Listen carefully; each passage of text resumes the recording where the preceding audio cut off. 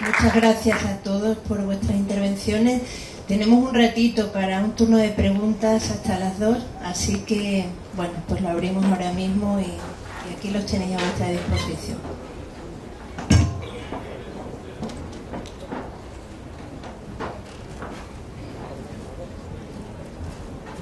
Hola, muy buenas. Yo quería preguntarle a Juan si cree que existe ese divorcio del que ha hablado Manuel Rivas con las generaciones posteriores, si lo sufrió su generación y a qué se debe. Mi nombre es Manuel Vilas, no Rivas. No, lo digo porque ya he escrito sobre ese tema, o sea, en mis novelas ya hay ironías. En mi última novela hay un personaje que está leyendo un libro de Manuel Rivas, pero es un libro mío. Lo digo que el grado de coincidencia ya es tan fulgurante que ya me he permitido introducirlo como una fantasía literaria delirante, la confusión que hay en España entre Manuel Rivas y Manuel Vilas. Manuel Rivas es el escritor gallego, que no tiene nada que ver su literatura con la mía, además, entre otras cosas. Que quede claro. Bueno, resulta muy difícil estar al tanto de lo que se publica. Se publican cada año centenares de obras. Recibo continuamente paquetes de libros y algunos, en fin, me basta leer media página y van directamente a la papelera. Es decir, el descubrimiento de algunos de los autores que están aquí ha sido precisamente al leer un libro y en 2 páginas darme cuenta de que había un escritor y no digamos, alguien que escribe estos productos editoriales que son los campeones de ventas. Es decir, recibo a veces manuscritos enormes, otros, algunos más breves, pero que también al leerlos se me ocurre lo que decía Céline, el gran escritor francés, políticamente abyecto, pero un genio literario, que decía a alguien que le enviaba continuamente sus libros, diciéndole: la única ventaja, el único valor que tienen sus libros es que cuando se me caen de las manos no me aplastan los pies. Es decir, eran libros pequeños, o sea que se le caían de las manos pero no le aplastaban los pies. Bueno, yo siempre me guío por una especie de olfato de leer, abrir un libro al azar, leer 4 o 5 párrafos y me doy cuenta enseguida de si se trata de un texto literario o de un producto editorial. Entonces, si se trata de un producto editorial, pues lo dejo obviamente de lado, y si el texto me atrae, pues lo leo. Tengo siempre esta curiosidad de conocer lo que escribe la gente más joven que yo y de ver qué caminos están siguiendo ante una realidad tan terrible como la que evocaba José María Ridao, es decir, una realidad como la que estamos viviendo ahora, de una estafa colectiva, donde te das cuenta de que, por ejemplo, bueno, esta investigación que ha realizado un grupo de periodistas, de investigadores de verdad, que el capital oculto en los paraísos fiscales es el Producto Interior Bruto de Estados Unidos y de Japón juntos. Es decir, ¿qué expolio estamos sufriendo? ¿Cómo se puede denunciar todo esto? ¿Cómo puede...? Yo creo que la literatura pues puede dar cuenta de una forma sarcástica, de una forma cáustica, de este mundo de expoliación en el que estamos viviendo. En fin, esto yo creo que es una de lo que debe hacer la literatura. Yo, si se me permite, quería añadir un par de cuestiones. Respecto a la situación, estamos hablando, claro, es literatura y política. La situación política en España, muy bien descrita por José María y por Juan, sin embargo, que evidentemente es la que es simplemente la muerte de la política, lo que estamos asistiendo ante la constatación de que no tenemos de que el poder político está sucumbiendo ante el poder financiero, y que la democracia se ha convertido en España y en el mundo occidental en una cuestión puramente formal, que es votar cada 4 años, y da igual, ya todos sabemos que da casi, no del todo, pero casi da igual lo que se vote. Está habiendo en España siempre de todo esto, de cualquier crisis de onda como la que está viendo ahora, nace algo bueno. Y sí que yo estoy viendo escritores preocupados por esto y un movimiento ciudadano en España de una enorme capacidad crítica que va en aumento y que está ya acorralando a los políticos, y los políticos verdaderamente en estos momentos en España le están teniendo miedo a la gente, a la gente, es decir, a la gente de la calle, a la gente normal, porque la gente de la calle se está politizando, está entendiendo que o se politizan o se arruinan. Entonces, en ese sentido hay una esperanza, está habiendo movimientos ciudadanos tremendos, hay gente que se moviliza contra los desahucios, que impiden los desahucios. De hecho, han sido movimientos ciudadanos los que han impedido, han conseguido esta cosa de dar la casa y no tener que seguir pagando la dotación, la dación en pago. Sí, y eso ha sido gracias a los movimientos ciudadanos que están habiendo, y que yo creo que son un motivo de esperanza y en cualquier caso un motivo de profundización en la democracia. Es decir, el reconocimiento de la gente de que no, la democracia no es ir a votar cada 4 años, sino que democracia es ejercer cada día tus libertades, tu pensamiento, y transmitírselo a los políticos y recordarles a los políticos que su grisura, su vacuidad lingüística, su vacuidad ideológica, su falta de ejercicio de sus obligaciones, su falta de ser políticos, es la que nos ha llevado a esto. Sí, porque el ciudadano español, el ciudadano occidental, deposita en el político el poder. Y además, la grandeza de un político está justamente en intentar transformar la realidad, y no justamente, que es todo lo contrario a lo que hemos tenido, ¿no? Es decir, hacer una dejación de su obligación y dejar que los mercados y que el capitalismo sea el que transforme la realidad. Y claro, la ha transformado de la manera horrible en la que estamos viviendo ahora en España. Pero quería señalar ese motivo de esperanza, que es la conciencia política que se está extendiendo en España a nivel ciudadano. Bueno, yo creo que Manuel Vilas tiene una visión todavía optimista de la política. Yo tengo una visión mucho más corrosiva y pesimista, y por tanto, cuando él dice que los políticos han dejado que el capital se apodere de los procesos, etc., esto, Manolo, perdona que te lo diga, y lo digo sinceramente con cariño, es una falacia. Es decir, el poder de los políticos es nulo y no hay nadie que haya permitido nada. El sistema ha funcionado implacablemente desde los años 80 hasta hoy. Yo solo supo verlo en la saga de los Marx, y lo supo denunciar como sabe denunciarlo un novelista, es decir, bromeando consigo mismo, ridiculizándose a sí mismo, demostrando que su discurso es tomarlo en serio, pero fundamentalmente señalando muy bien dónde está el problema. Ese neoliberalismo que en los años 80 se impone como ideología última del capital, y que esa ideología hasta hoy lo único que ha hecho es ir apropiándose sistemáticamente, o mejor dicho, de la realidad, o mejor dicho, poniendo la sociedad al servicio del mercado.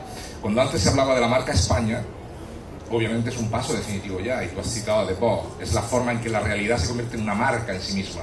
Ya no es una nación, ya no es un país, no es una cultura, sino que es finalmente algo que se debe vender, que está en el mercado del turismo, que está en el mercado de los productos, en el mercado del intercambio financiero, etc. Y por tanto, un país ya no es un país, se ha vaciado ese contenido. A mí, personalmente, esto no me molesta. Lo que me resulta irónico, supongo que a Juan también, es ver que la misma élite de derechas franquistas que habla de la marca España, del PP, que habla de la marca España, es heredera de la misma élite franquista que tú has ridiculizado hasta la saciedad con sus campañas de turismo, por el turismo español de los años 60 y 70, y por tanto hay una cierta lógica de una derecha española que llega hasta hoy, ¿no? Pero tampoco la izquierda, vamos a decirlo honestamente, lo que se llama la izquierda oficial, tiene respuestas. tampoco tiene respuestas. Desgraciadamente las respuestas de hoy son bastante impopulares, o son bastante marginales, o son bastante intelectuales. En el fondo el problema es que no nos hemos parado bien a pensar. Y un novelista tiene una ventaja frente a un pensador, es que puede jugar con su propio pensamiento, puede decir blanco y negro, puede decir A y B al mismo tiempo, y no está evidentemente neutralizando el poder que un discurso tiene. Y eso yo creo que tus novelas lo han demostrado sobradamente, y lo que pone nerviosos a los ideólogos de una cierta, para decir, militancia oficial, es evidentemente que en tus novelas se puede decir blanco y negro. Nunca se puede decir que se está con el verdugo, esa es tu grandeza. Pero obviamente sí que en tus novelas hay una ironía tan fuerte sobre ti mismo y sobre tu posición de discurso, que demuestras, como analizaste muy bien en el caso del compromiso de ciertos escritores españoles en los años del franquismo, que es algo finalmente tan ridículo y tan absurdo como salir a la calle a hacer que una novela se cumpla en forma de revolución. ¿Te acuerdas de tu comentario? En el fondo, la novela Carnaval que yo he hecho y que Juan Montesolo ha inspirado y luego ha sabido leer maravillosamente, yo juego tanto con el DSK, que es un representante de una élite económica que es la que está desfalcando la economía mundial, como evidentemente juego con esos indignados asamblearios que tampoco tienen un proyecto colectivo y que obviamente no van a llegar en una parte, porque tampoco evidentemente han comprendido que la acción política tiene unos límites muy prefijados, ¿no? Y que no es lo mismo la acción política en democracia que la acción política en regímenes no democráticos, como se ha visto perfectamente en la primavera árabe de hace 2 años. No sé si hay más preguntas, voy a tomar la palabra para algunas cuestiones. Una, para no dejar sin respuesta una pregunta que hacía el colega Ismael, que es si hay espacio en la prensa para la sátira. Es una pregunta cuya respuesta yo ignoro, pero sí tengo una respuesta a una pregunta sobre la prensa, y es: para lo que no hay sitios para la información. Uno de los graves problemas que está atravesando en este momento la situación en España, pero también internacionalmente, es que los grandes medios de comunicación, debido a 2 factores que ahora aludiré, no tienen la capacidad de informar. Tienen su voluntad tan secuestrada como las propias instituciones democráticas. Los 2 instrumentos que han secuestrado la voluntad de los medios de comunicación, razón por la cual no tenemos información, es, por un lado, la deuda que padecen, una deuda que no es resultado del azar, es resultado de una decisión que yo me atrevería a llamar brutal, que es llevar los medios de comunicación a la cotización en bolsa. Para que nos hagamos una idea, entre los medios de comunicación que han denunciado los paraísos fiscales, son medios de comunicación, en concreto uno, The Guardian, que está organizado como una fundación sin ánimo de lucro. Es muy llamativo que en algunos de los medios de comunicación que han participado en este conjunto de investigadores para ver este gran, esta cantidad de dinero fuera de toda legalidad, no haya algunos de los periódicos tradicionales. Es muy llamativo que en España no estén los grandes medios de comunicación. Es muy llamativo que en Estados Unidos no esté el New York Times, sino el Washington Post. No quiero, en fin, hablar demasiado sobre la situación en España porque la excede, pero sí déjenme decir que la sospecha gigantesca de que la razón por la que no está el New York Times es que algunos de sus accionistas podrían tener algo que ver con esos paraísos fiscales es enorme. Por tanto, no sé si hay lugar para la sátira. Lo que no hay, y esto es gravísimo, es lugar para la información. Y por tanto, la opinión que se pueda tener es una opinión distorsionada o sin fundamento. La segunda cuestión es la dinámica que hablaba Juan de tradición y disidencia. Yo creo que en este aspecto es importante subrayar que no se trata de entender la ortodoxia como un fenómeno natural. No es que el mundo tiende a la ortodoxia. La ortodoxia es una creación. Y lo que sería positivo es que desde el punto de vista crítico analicemos los instrumentos que forjan esa ortodoxia y que por tanto crean indirectamente esa necesidad de la heterodoxia. En una sociedad libre no habría heterodoxia, porque lo que no habría es ortodoxia. Es largo discutir cuáles son los instrumentos de la ortodoxia, o los instrumentos a partir de los cuales se genera la ortodoxia. Pero déjenme referirme a algunos que además tienen que ver, por ejemplo, con lo que pasa en los países del norte de África, con lo que pasa en Marruecos, con lo que pasa en Argelia, con lo que ha pasado en Túnez, con lo que ha pasado en Egipto.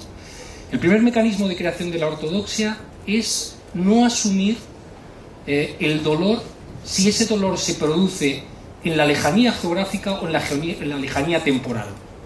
Es decir, para un observador contemporáneo ortodoxo, expulsar a los judíos o a los moriscos de España en 1492 y 1609 no es doloroso porque es lejano. La pena, como se llega a decir muchas veces en el relato canónico de la historia de España, es que los judíos no se hubieran expulsado antes, o que, en fin, hablando de los gitanos europeos, pues se diga, no, la pena es que si esto lo hubiéramos hecho cuando eso se podía hacer. Bueno, en realidad, y eso por ejemplo a través de los libros de Juan queda claro, en realidad nunca se pudo hacer. La expulsión de judíos y moriscos de España fue un drama colectivo y un drama individual sin precedentes. Y por tanto la lejanía en el tiempo no legitima esa situación, pero tampoco la legitima en el espacio. Cuando desde el Bundesbank se decide que el Banco Central Europeo lo que debe hacer es promover unas políticas que provocará 6 millones de parados en España, el 57% de la población juvenil parada en Grecia, lo que está haciendo es sencillamente, eso no duele porque es lejano. O no nos duelen las personas que se dejaron la vida en Libia, en Siria, en estos momentos, en Túnez, en Egipto, no nos duelen porque son lejanos. Es decir, no hay ninguna consideración sobre el dolor. O algo que particularmente yo viví con extraordinario desgarro, que era cuando morían niños africanos. Aquí tengo algunos colegas como Carlos Remacha que compartimos tareas africanas. Cuando morían niños africanos decían, no, las madres africanas no sufren cuando mueren sus hijos porque claro, están habituadas a esto. Bueno, ese es un mecanismo de construcción de la ortodoxia. Esto permite políticas económicas o permite diplomacia hacia Túnez, Egipto, hacia otros países absolutamente crueles, cuya característica fundamental es la crueldad. Y hay un segundo instrumento de creación de la ortodoxia que es, a mi juicio, tan pernicioso como este, aunque hay otros instrumentos, que es considerar que determinadas posiciones no es que fueron derrotadas, sino que no existieron. Para mí el ejemplo máximo de esto es un pensador tan reputado como Ortega y Gasset, que dice, el siglo XVIII es el menos español de los siglos de la historia de España. Pero, ¿por qué razón? Dice, no, porque en España no hubo ilustración. No, en España hubo ilustración. Y hubo una ilustración tan parecida como la alemana o como la francesa, era tan minoritaria como eran esos países. La única diferencia es que en España la ilustración fue derrotada. Una cosa es que una posición sea derrotada y otra que una posición no exista. Y solo sobre la base de construir un relato de la historia, confundiendo la inexistencia con la derrota, se puede llegar a esa situación que hemos llegado en España, o que se llegó en España a principios del siglo XX, de quien diga ser español y no ser católico, no sabe lo que dice.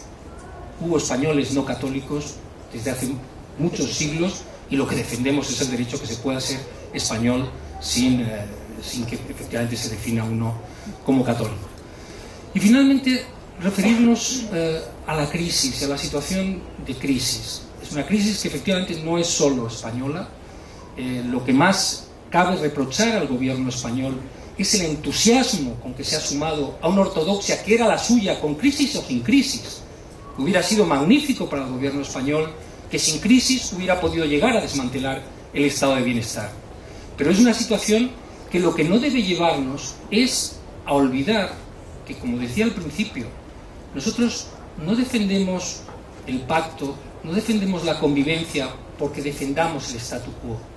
Lo defendemos porque somos desesperadamente conscientes del caos que nos rodea.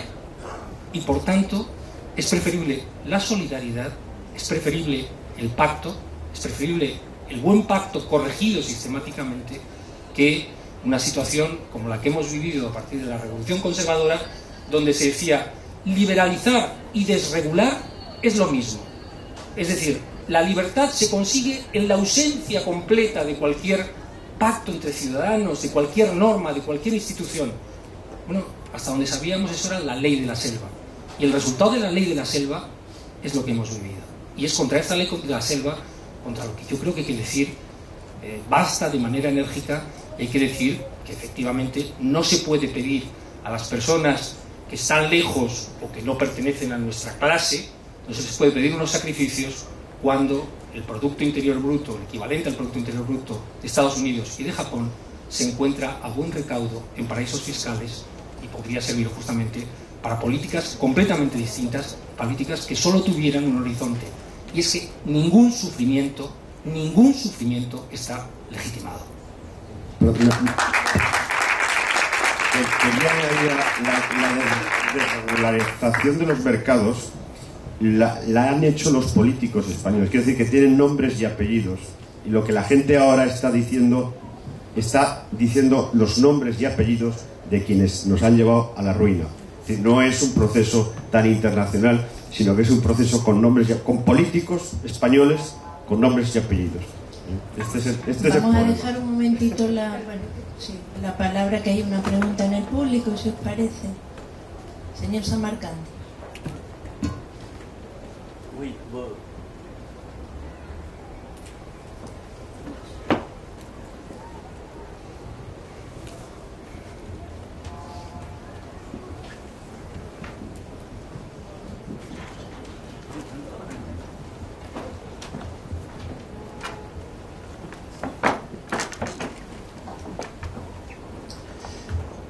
Bonjour, Habib Samarcandi, de l'Université de Toulouse et à Marrakech. J'ai voulu saisir cette occasion pour prolonger la réflexion de notre collègue qui parlait comment les Marocains, les milieux universitaires marocains aujourd'hui s'approprient en quelque sorte l'œuvre de Goïti Solo. Je voulais ajouter quelques éléments importants tout en restant dans la thématique en débat tout à l'heure. Je voulais ajouter des choses peut-être connues pour un large public marocain. C'est que pour nous, en tant qu'intellectuels maghrébins vivant en grande partie en Europe, notamment entre l'Espagne et la France, il y a pour ma génération un avant et un après, une fois qu'on est au contact de l'œuvre de Goïti Solo. C'est presque un paradigme de modernité pour une grande partie des générations chez nous qui ont pu découvrir une manière de se comporter avec l'héritage qui est le leur et l'héritage partagé entre les deux rives de la Méditerranée. Je veux illustrer tout cela avec quelques exemples vivants. Lorsque Goïti Solo, dans sa série de travail, de métier presque de journaliste, mais de citoyen du monde, quand il a traité la question de l'Algérie dans les années 90, et quand il a traité la question de la Palestine avec ses voyages, je me suis toujours en observateur presque à cheval entre une démarche de témoin qui a une sorte à la fois d'empathie, de sympathie avec l'autre, mais aussi fondée sur une vaste connaissance de la culture de l'autre. Juan Goïti Solo nous a appris que notre culture à nous, en tant que Marocains, en tant que Maghrébins, c'est la somme de toutes les cultures des autres. Et c'est dans cette appropriation que nous avons compris l'importance de traiter des questions propres à nous pour comprendre les enjeux. Un exemple de Juan, lorsqu'il a publié, et c'est un texte malheureusement peu connu, en plein débat sur faut-il ou non laisser les islamistes en Algérie arriver au pouvoir, et Juan Goïti Solo a donné un texte magnifique d'analyse à la fois intellectuelle et politique où il dit des considérations espagnoles pour comprendre les enjeux de l'islamisme au Maghreb. Et Goïti Solo nous a attiré l'attention que de la phase tragique mais expérimente de l'histoire, de la participation de l'OPSDI au pouvoir avec l'arrivée de Franco, avec les ministres, et sur l'importance de jouer la carte démocratique en laissant les résultats des urnes en Algérie et à laisser le Front islamique du salut arriver au pouvoir et faire l'expérience de la démocratie et montrer au peuple algérien quelles sont les limites de mêler le politique à l'islam. Et malheureusement, dans l'expérience algérienne, on n'est pas parvenu, et l'histoire a donné raison à l'analyse de Goïti Solo, parce que nous vivons avec les révolutions et les printemps arabes nous venons de voir ce qui se passe aujourd'hui en Tunisie, en Égypte, que c'est l'expérience du pouvoir du mouvement islamiste qui va les aider, qui va nous aider, nous, à s'approprier le jeu de débat démocratique. Je conclus sur un autre point qui est très important aujourd'hui.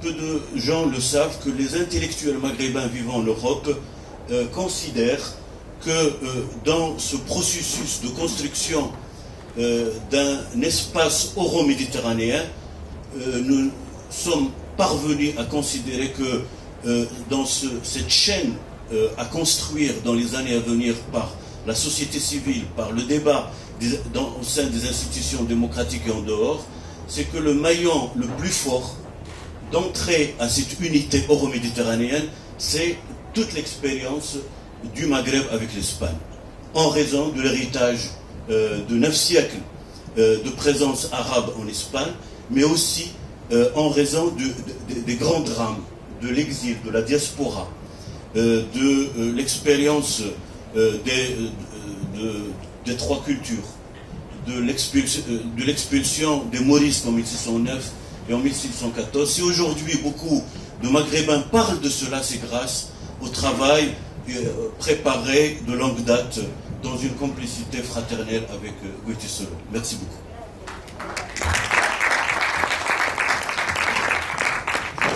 Bueno. Esto me quedé antes con ganas de dialogar un momento con Ridao. Lo que sí podemos estar de acuerdo, creo, José María, es la cuestión de que la democracia está tocando un límite.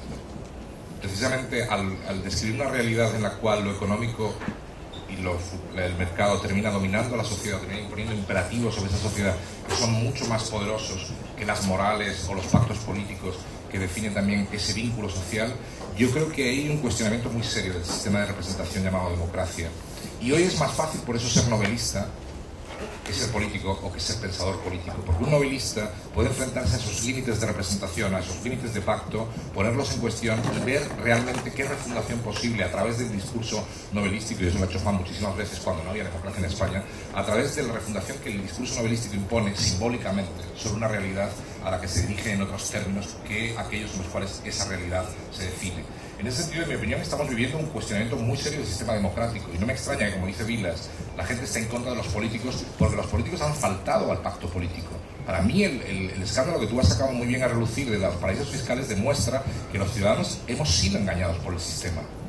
Y es muy difícil que cuando un ciudadano ha sido engañado por el sistema, como una mujer por su marido o un marido por su mujer, vuelva a tener confianza en un sistema que en definitiva se basa en el engaño, en la trapacería y en la estafa. Porque esto ha sido un atraco, y este atraco se ha cometido a la luz del día, a toda la clase media se la ha dejado desposeída de dinero, se la ha dejado desposeída de propiedades, se ha desmantelado, como bien decías, el estado del bienestar. Entonces es muy difícil creer hoy que incluso un discurso político regenerador sea posible. En cambio, creo que para un novelista son muy buenos tiempos, porque son los tiempos en los que crece la creación novelística, siempre y cuando no se ponga trabas, o como yo digo, profilácticos intelectuales. Yo quería añadir simplemente, en el panorama de la literatura española, lo que sí a mí me parece un poco de cierta deshonestidad es nosotros, o sea, la literatura que hacemos nosotros es política desde hace un montón de tiempo, la literatura política, sí, con una lectura, más cosas, pero evidentemente contiene una reflexión política y una reflexión sobre el capitalismo. Nosotros venimos reflexionando yo, tú, Juan, sobre el capitalismo desde hace muchos años. A mí lo que me sorprende ahora en España es escritores cuya temática, cuya trayectoria literaria es la de haber, en fin, hecho ficciones o creaciones novelísticas, incluso los poetas, pues hayan sido intimistas o lo que sea, que en su trayectoria no hay esa preocupación de carácter político. Ahora estén publicando novelas en donde aparezca esta preocupación política, incluso poetas cuya trayectoria jamás había habido, en fin, esta preocupación, pues ahora aparezca, ¿no? Eso sí que me parece, desde el punto de vista literario, pues una cierta deshonestidad, ¿no?, intelectual, que claro, ahora el ambiente está exigiendo a los escritores que se pronuncien, o que una novela sobre la crisis pues va a ser como un acierto, ¿no? Pero claro, yo pienso que esa novela sobre la crisis debe venir de un escritor que ya anteriormente tenga una solvencia, digamos, en el tratamiento de temas de carácter político, de carácter ideológico, de carácter... En fin, no puede venir una novela sobre la crisis de un escritor cuya trayectoria sean novelas románticas, por ejemplo, ¿no? Me parecería una cierta... Y yo creo que eso está pasando ahora en España. Bueno, el novelista nunca puede aportar respuestas, debe plantear preguntas. Pero una novela, como decíamos, mencionaba una cita mía, políticamente correcta en todos los sentidos, social, literaria, sexual, etcétera, sería una novela aburridísima, sería un pequeño tratado didáctico. Es decir, en la creación literaria, como en las fantasías sexuales de cada persona, no hay corrección posible. La creación literaria no admite una corrección de ningún tipo. Es decir, se puede exigir al novelista como ciudadano el que responda, digamos, a los ideales de una democracia, de una sociedad libre y en la medida de lo posible igualitaria,